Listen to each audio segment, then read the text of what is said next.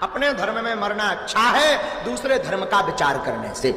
اور ہم تو یہ بھی بولیں تو برا مت مانیے گا, ہم لوگ بھاگیشالی ہیں, اوروں کو تو ایک ہی دیوتا ہے, اگر وہ ناراض ہو جائیں تو دوسرے رسپانسبلٹی دے وارو نہیں بچتا. اپنے تے تو بڑی کرپا جائے 33 کروڑ دیوی دیوتا ہیں, اور نکٹا ہرو بے بھی کم پڑے تو 2-4 اور بنا لو, پر دوسرے میں نہ جائیے. اب اگر میں ان سے سوال کروں کہ جیسے بہت سارے لوگ بھگوانوں کو بھی مان لیے, جبکہ بھگوان کی بیوی بھی ہے, بھگوان کے بچے بھی ہے, اور بھگوان کا باپ بھی ہے, تو پھر اب سوال آئے گا کہ بھگوان کا دادا کون, بھگوان کا پردادا کون؟ پھر وہ نسب چلے گا, کہیں تو جا کے رکنا ہے, کہیں تو جا کے رکے گا. بچے ہیں تو اب تک ان کی نسل کیوں نہیں؟ بھگوان کی بھی بیٹے بیٹیاں تھیں نا, بہت سارے بھگوانوں کا تذکرہ ہندوستان میں ہے, ان کے بیٹے بیٹیاں بتائی گئی ہیں, کتنے بیٹے تھے, رام کے بھی, کرشن کے بھی, سب کے بھی بتائے گئے ہیں بیٹے بیٹے. تو اب اولاد کہاں ہیں؟ باپ دادا کہاں تھے؟ میرے عزیزوں, میری اس بات کو یقیناً کوٹ کیا جائے گا. مجھے معلوم ہے چند دنوں پہلے یہ کہہ رہا تھا اورنگزیب کی اولاد برتن مانج رہی ہے, ٹیپو سلطان کی اولاد پنچر لگا رہی ہے. تجھے تو یہ ٹیپو سلطان اورنگزیب کی اولاد نظر آئی, ان کی کہاں ہیں جن کا میں ذکر کر رہا ہوں؟ ان کی کہاں ہیں؟ اور بہرحال اورنگزیب اور ٹیپو سلطان ان تمام کو چھوڑو, ان کی اولاد کو تو نے برتن مانجتے یا پنچر لگاتے تو دیکھا اللہ نے تو تجھے بانج بنا کر رکھا ہے. تیرے سے کوئی چیز نہیں آ سکتی سوائے گوبر اور غلاظت کے, کوئی چیز نہیں آ سکتی. میرے عزیزوں, میں یہاں عرض یہ کر رہا ہوں دور اور تسلسل, کہ اگر اس طرح کسی کا باپ ہے تو پھر دادا بھی ہوگا, دادا ہے تو پردادا بھی ہوگا, یہ چلتا رہے گا سلسلہ. یہ اسلام یہ ہے جس نے کہا قل هو اللہ احد اللہ الصمد لم یلد ولم یولد, کہو وہ اللہ ایک ہے, اللہ بے نیاز ہے, لم یلد نہ وہ کسی سے پیدا ہوا ہے, ولم یولد نہ اس سے کوئی پیدا ہوگا, اس سے کوئی لم یلد اس سے کوئی پیدا نہیں ہوا, اور نہ وہ کسی سے پیدا ہوا. یہاں ختم ہو گئی بات. اب نہ میرے خدا کا کوئی باپ ہے, نہ بیٹا ہے, نہ بھائی ہے, نہ بہن ہے, کہیں یہ تصور آئے گا ہی نہیں. تم ہم سے یہ سوال نہیں کر سکتے کہ اللہ کے آبا و اجداد کہاں ہے, اولاد کہاں ہے. ہم نے خدا کو مانا ہی ایسے ہے کہ وہ جسم و جسمانیت سے بھی پاک ہے, رشتہ داری سے پاک ہے, کوئی نہ اس کا ہمتا ہے, ایک ہی سب کی سنتا ہے. یہ اللہ تبارک و تعالیٰ کے متعلق ہمارا یقین یہی ہے. عزیزان گرامی وقار, دور اور تسلسل کا جو قانون ہے میں نے یہی بتایا کہ بعض لوگ اس چیز کے ذریعے سے بھی چاہیں تو ہدایت حاصل کر سکتے ہیں کہ کہیں تو جا کے ہمیں فل سٹاپ ہونا پڑے گا. کوئی تو ہے جو اینڈ ہے, اس کو کوئی پیدا کرنے والا نہ ہو, جا کر کے تمہیں ختم ہونا پڑے گا ایک نہ ایک جگہ. کہ کوئی تو ہے جو لاسٹ ہے, اس کو کوئی نہ پیدا کیا ہو. اگر اس کو بھی کوئی پیدا کیا ہے تو پھر یہ بھی بات ہے کہ اس کو بھی کوئی پیدا کیا ہوگا.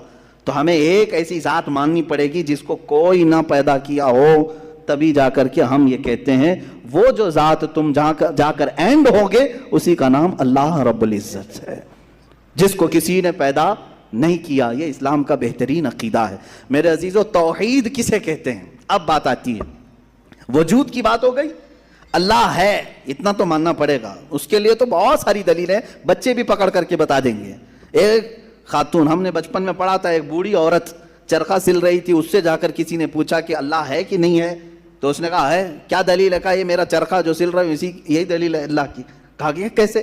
کہا یہ چرخہ, اس سے کپڑے سلتی ہوں, جب تک میں چلاتی نہیں یہ سلتا نہیں, مشین سلتی نہیں ہے کپڑے, اسی سے میں نے یہ یقین کر لیا کہ میرا چرخہ میرے چلائے بغیر نہیں چلتا, تو نظام کائنات پورا بغیر چلائے کیسے چلے گا؟ کوئی تو ہے. یہ ہو گئی بات وجود کی, کوئی تو ہے. اب آتی ہے توحید کی بات, کوئی تو ہے. اب ہمیں یہ بتانا ایک ہی ہے, کوئی تو ہے لیکن وہ جو ہے وہ ایک ہی ہے. یہاں پر بھی ہمیں اسلام نے جو فلسفہ دیا ہے, قانون دیا, وہ بہت ہی پیارا ہے. اس کی وجہ کیا ہے میرے عزیزو؟ چلو اب ہم توحید کی طرف آتے ہیں. توحید کہتے ہیں ایک ماننا. ایک ماننا حقیقت میں دیکھا جائے تو دنیا کے اکثر مذاہب میں توحید کا شروع میں درس رہا. عیسائیت جو آئی ان میں بھی تھا, بعد میں یہ تثلیث کے قائل ہو گئے. یہودیوں میں بھی اللہ کو ہی مانتے, خدا کو ہی ماننا ہے. ہندوؤں میں بھی ایک کا ہونے کا تصور کتابوں میں ان کے موجود ہے. یہ اور بات ہے کہ انہوں نے ملا دیا, مسالے لگا دیے, الگ الگ ہو گئے. خالص جو اپنے دین پر باقی ہے الحمدللہ وہ اسلام ہے آج بھی. اللہ رب العزت ہے اور وہ ایک ہے، ایک ہے. اس پر کیا دلیل ہے؟ اس پر بھی دلیلیں دینی ہوں گی مسلمانوں.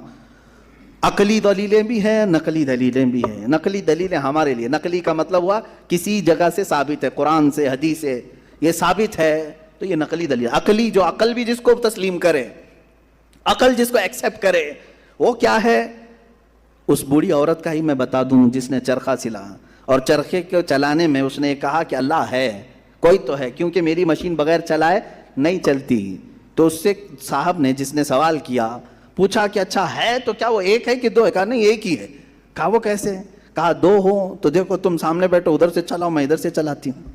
پھر کپڑے کی کیا درگت بنتی ہے؟ تم اپنی طرف کپڑا کھینچ رہے ہوں گے، میں اپنی طرف کپڑا کھینچ رہی ہوں گی. اس سے میں نے یہ یقین کر لیا میرے کپڑے کو سلنے کے لیے میرے چرخے پر ایک ہی کا ہونا ضروری ہے. دو بیٹھیں گے تو کپڑا پھر پائجامے کی بجائے کرتا ہو سکتا ہے، کرتے کی بجائے ہو سکتی ہے، کچھ بھی ہو سکتا ہے، کچھ بھی سل جاتا ہے. تو دو لوگ ایک مشین کو سلنے جائیں تو نظام درہم برہم ہو سکتا ہے. تو ایک پورے کائنات کا نظام اگر دو لوگ چلانے لگیں تو ایک دن ایک کہے گا نہیں میں آج بارش برساؤں گا، دوسرا کہے گا نہیں میں آج دھوپ ڈالوں گا، تیسرا کہے گا کہ نہیں میں آج چھاؤں ٹھنڈی پیدا کروں گا. تو یہ تو انہی کے درمیان جھگڑا ہوتا رہے گا. اسی لیے قرآن نے بھی کہا لو کان فیہما آلہۃ الا اللہ لفسدتھا، اگر ان کائنات میں، زمین و آسمانوں میں خدا کے علاوہ دو ہوتے تو ضرور اس میں فساد ہوتا، ضرور اس میں نظام درہم برہم ہوتا. میرے عزیزوں، یہاں دیکھ رہے ہیں ہم بہت سارے نظاموں کو، کمیٹی کا مسئلہ ہے، مسجد کا مسئلہ ہے، بہت سارے چیزیں دیکھیں. صدر صاحب کچھ اور کرنا چاہتے ہیں، نائب صدر صاحب کچھ اور کرنا چاہتے ہیں، سیکریٹری کچھ اور کرنا چاہتے ہیں. حکومت میں جائیں، پرائم منسٹر کو اور چاہتا ہے، ہوم منسٹر کچھ اور کہتا ہے. اس کی تو بڑی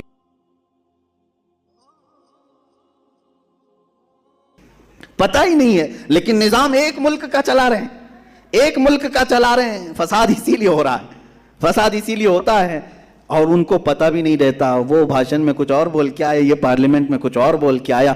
یہ سب ہماری مثالیں جو میں آپ کو پیش کر رہا ہوں دیکھ کر کے سمجھنے کے لیے.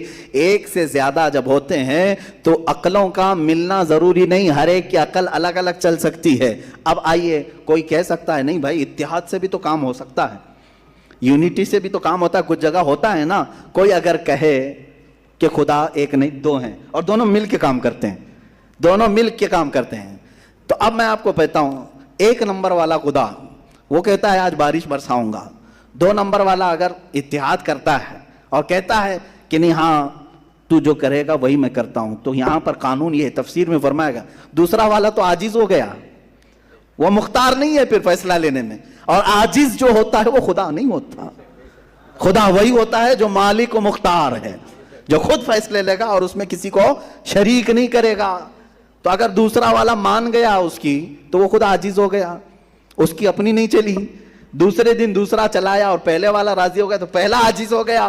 تو خدا عاجز نہیں ہو سکتا، یہ ہمارا عقیدہ ہے. خدا وہی ہے جو قادر مطلق ہے، قادر مطلق، ہر چیز پر وہ خود فیصلے لیتا ہے، خود ہی اختیار رکھتا ہے. الحمدللہ اسلام کو اتنا پاک و صاف رکھا گیا ہے. خدا کا جو عقیدہ ہے ہمارے ہاں، عقیدہ توحید ہے، وہ انسان کے ذہن کو بھی پاک و صاف کرتا ہے، انسان کا ذہن بھی پاک و صاف رہتا ہے.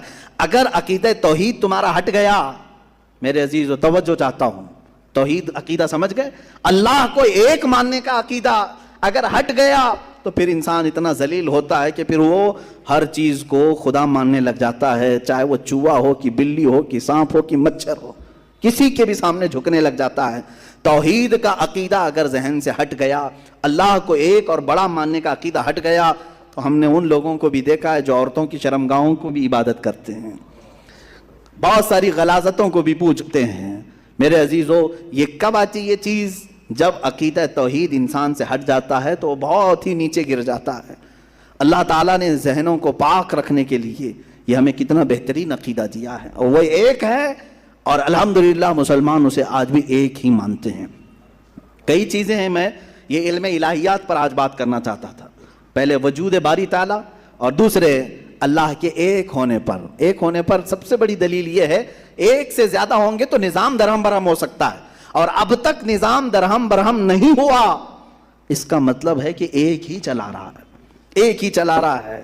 سورج کو جس طرح سے اس نے سالوں سے چلایا ہے، چاند کو جس طرح چلایا ہے، موسموں کا آنا جانا، قرآن خود یہ کہتا ہے، میں نے آیت خطبے کے بعد یہی تلاوت کی، ان فی خلق السماوات والارض واختلاف اللیل والنہار، بے شک زمینوں کی پیدائش میں، آسمانوں کی پیدائش میں اور رات و دن کے آنے جانے میں تمہارے لیے بہت بڑی نشانیاں ہیں کہ ایک ہی ہے جو اس کو اپنی مرضی سے بنایا ہے، اپنی مرضی سے بنایا ہے۔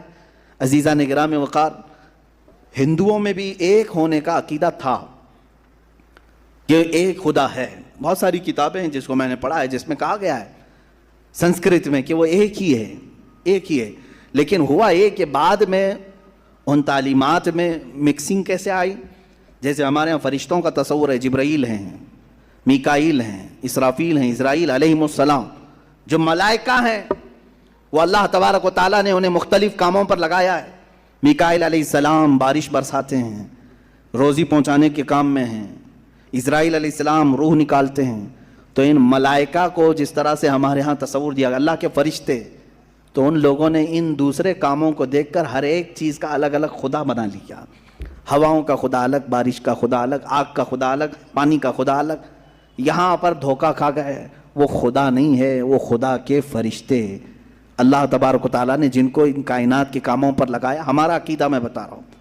عزیزان گرامی، یہاں پر میں یہ باتیں اس لیے عرض کر رہا ہوں کہ سب سے پہلے وجود باری تعالیٰ اللہ ہے، دوسری چیز وہ ایک ہے۔ ناظرین اکرام، اسی طرح کے اور واقعات اور بیانات سننے کے لیے چینل کو سبسکرائب کریں، بیل آئیکن کو دبائیں تاکہ اگلے آنے والے ویڈیو کا نوٹیفیکیشن ترنت آپ کے پاس پہنچ جائے۔